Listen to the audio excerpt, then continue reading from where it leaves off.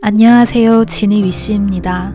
사마에서 제가 27살에 암 3기 비진단을 받고 위 비장 전체를 잘라내고 12번의 항암 치료와 우울증을 견뎌내고 어떻게 살아가고 있는지 말씀드린다고 했죠. 제가 이겨낼 수 있었던 방법 3가지를 말씀드리고 싶습니다. 첫 번째로 멈추는 것입니다. 암 진단을 받고 모든 것이 멈추었습니다. 제가 열심히 하던 모든 것들이요.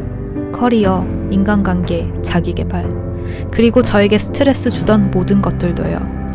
제가 스트레스 받는 원인들을 모두 멈추었습니다. 회사 업무로 주고받던 연락들은 제가 암에 걸려 휴직했다는 이야기를 듣고 모두 끊겼습니다. 제가 아프게 된 걸 안 지인들은 저를 기피하기 시작했습니다. 물론 정말 소중한 친구들은 제가 암에 걸렸던 건강하든 저를 똑같이 응원해 주었습니다. 인간관계의 90% 정도가 정리된 것 같았습니다. 이러한 인간관계를 멈추니 마음이 편안했습니다. 제가 더 이상 애쓰지 않기로 했습니다. 인간관계 이외에도 저에게 스트레스 주던 모든 것들을 하나 둘씩 없앴습니다. 우선 저에게 스트레스 주던 일을 그만두었습니다. 또한 저에게 안 좋은 환경도 멈추었습니다. 원래 제 방은 복도식 아파트에서 복도 쪽에 있어 밤에 깊은 잠이 들기 어려웠습니다.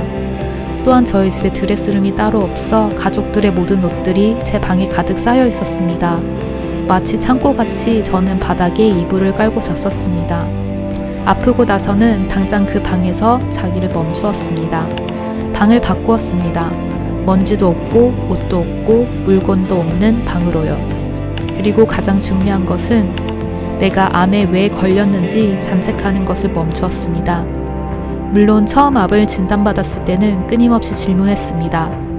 내가 도대체 무엇을 잘못했기에 이런 고통을 받는 걸까? 내가 무엇을 먹었기 때문일까? 회사를 다니며 받은 스트레스 때문일까? 복잡한 인간관계 때문일까? 공기가 좋지 않은 곳에 오래 살아서 그런 걸까? 끊임없이 꼬리에 꼬리를 무는 질문들이 쏟아졌습니다. 그 모든 것을 멈추었습니다.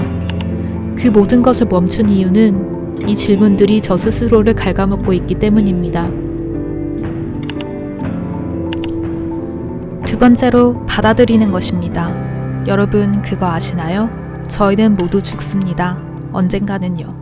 명확한 것입니다. 어떤 사람은 100세까지 살고 어떤 사람은 태어나자마자 죽을 수도 있습니다. 인간이라면 모두 생물학적으로 죽음을 마주치게 됩니다. 저는 암을 진단받았습니다. 이것 또한 명확한 것입니다. 암 진단을 받은 것, 암 수술을 받은 것, 항암 치료를 한 것, 이 모든 것을 그저 받아들이기로 했습니다. 저는 어떤 한 글을 읽고 인과관계에 따지는 것을 멈추고 받아들이기로 했는데요. 정말 성실한 한 사람이 아무 이유 없이 고난을 받게 됩니다. 그러나 그는 인과관계를 따지지 않았습니다. 결국에 그는 고난에서 회복한다는 내용이었습니다. 인과관계에 대해서 따지는 것은 어찌 보면 저 스스로 탓하게 되는 것이고 그 탓함은 결국 저 스스로에게 상처가 되는 것을 깨달았습니다. 논리적이지 않다고 생각하실 수 있습니다. 그런데 명확하게 나와 있는 유전성 암 유전자 검사 결과 혹은 WHO에서 인정한 발암 물질이 아니고서야 정확히 무엇이 어떻게 수많은 20대 중에 저를 위암에 걸리게 한 것인지 아무도 명확하게 말할 수 없습니다. 동시에 이 말은 어떠한 항암 약물 혹은 어떠한 치료가 저의 암을 완전 관해시킬 수 있다는 것도 알 수 없습니다. 명확하게 인증된 발암 물질을 최대한 피하면 좋겠죠. 그리고 그것을 내 주변에서 있었다는 것을 받아들이면 더 좋겠죠. 더 이상 하지 않으면 됩니다. 받아들이면요. 이미 암에 걸렸으니 그것을 모두 조심하면 됩니다.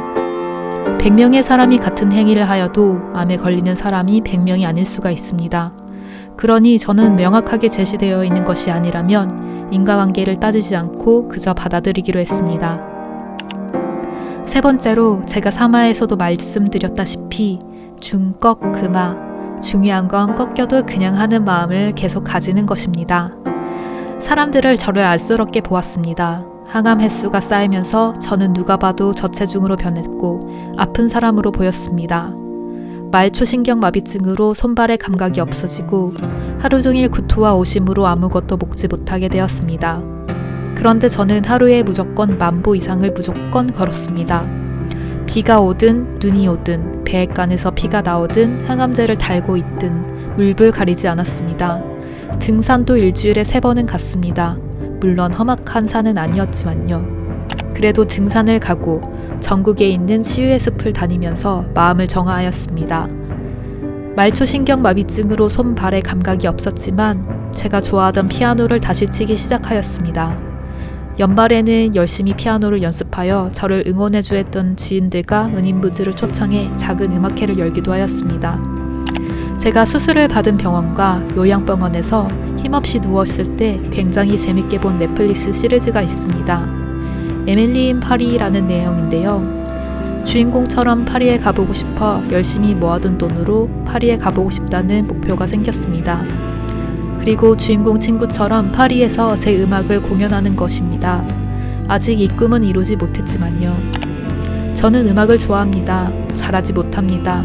중요한 건 꺾여도 그냥 하는 마음이니까 잘하고 못하고를 떠나서 그냥 해보려 합니다. 이 유튜브를 시작한 것도 저의 오랜 꿈이었습니다. 제가 이겨낼 수 있었던 모든 것들, 그것은 모두 중요한 건 꺾여도 그냥 해보는 마음이 있었기 때문인 것 같습니다. 마지막으로 제가 이겨낼 수 있었던 가장 큰 것은 제가 사랑하는 사람들의 응원이었습니다. 항암 치료를 차도가 없는 것 같고 아프기만 하여 우울증이 심해졌었습니다. 하루 종일 벽을 보며 눈물을 흘리기만 하였습니다. 매일 보는 가족들도 아픈 저를 보며 같이 눈물을 흘렸습니다. 어머니는 공허한 저의 눈빛을 보고 말없이 꼭 안아주었습니다. 그렇게 우울한 저를 보며 가족과 지인들은 저를 많이 응원해 주었습니다. 수많은 응원의 편지를 받았습니다. 이메일, 문자, 손으로 적은 편지까지, 해외에서 날아온 우편까지. 저는 이 편지들을 저만 보고 읽기에 아깝다고 생각이 들었습니다. 제가 받은 수많은 응원의 편지들 중 일부를 공유하고 싶습니다. 저에게도 큰 희망이 되었지만 저와 같이 병마를 싸우고 있는 누군가에게는 더 큰 힘이 될 거라고 믿습니다. 저의 이야기들이 누군가에게는 희망이 되기를 바라며 저는 이 이야기들을 나누려고 합니다. 다음 화에서는 제가 받았던 수많은 응원들을 나누어 드리고 싶습니다. 암 투병 생활은 처절하게 혼자만의 싸움입니다. 아무리 사랑하는 가족들과 지인들이 응원해도요.